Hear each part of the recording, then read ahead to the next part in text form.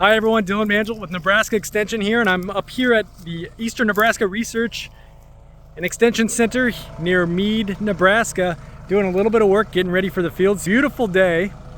It's a wonderful day. The fields are looking good. We've got some moisture in the ground getting set up, and we've got a little bit of a new toy on our tractor. We put Autosteer on this little Kubota with a 2-row planter. Here's the first demo of what this is going to look like. We're just doing some blank planting to get this tested and set up and ready. Let's give it a pass and see what happens.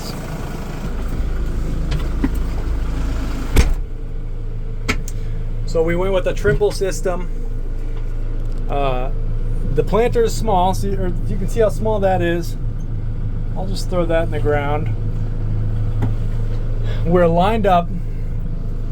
Sorry, it's hard to see. We've got a 5-foot planter, so that's how small it is. You can see all the rows on this planter.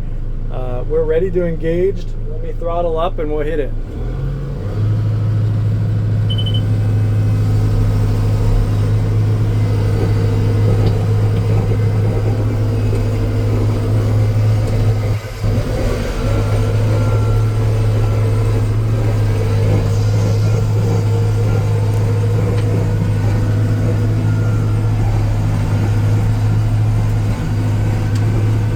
I can film backwards because it's driving itself.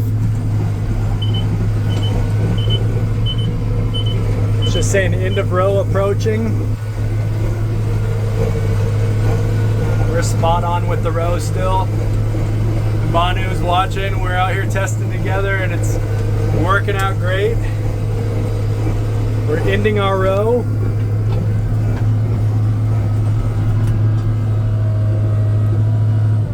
Let's go look at that row.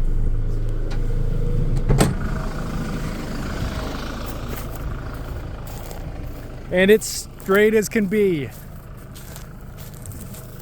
So doing our testing, we just blank planted this other sprinkler field right next to it here.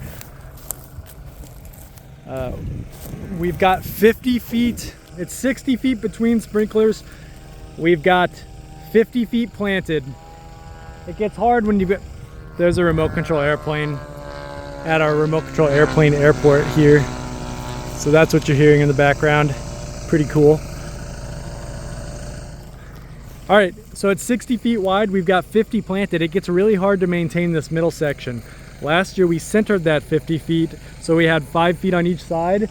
Well, in most cases that wasn't quite wide enough to get a 5-foot mower deck in there. So we did a lot of mowing and weed eating by hand.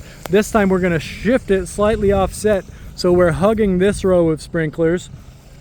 And this row we're gonna have 7.5 or 8 feet or so to get the whole mower in there, and we'll be able to clean it up a lot better. And then on the other side of this row right here, we're not gonna have that to mow because the beans will be up against it. So that's the setup overall. Everything's working really good. I couldn't be more pleased with how this test plant went today. We got this installed this morning, so we were up and running just like that. Kodiak Crossroads out of York helped us get this all installed, and everything's working well so far. So follow along this season. We'll give more updates. We're going to be planting soon. We're trying to get stuff in the ground earlier, specifically our white mold research, our seed treatment research. Those are our priorities. We want to be in cooler, wetter soils when it comes to our seed treatment work, and we want our white mold in early so we can get early canopy closure. That's going to be good for our trials, good for seeing white mold. Not necessarily good if you're managing white mold. So just another thing to be paying attention to if you've got a field with a white mold history. Thanks everyone for watching. Follow along on YouTube, Twitter, LinkedIn, X, and Facebook. So comment if you got questions. Thank you.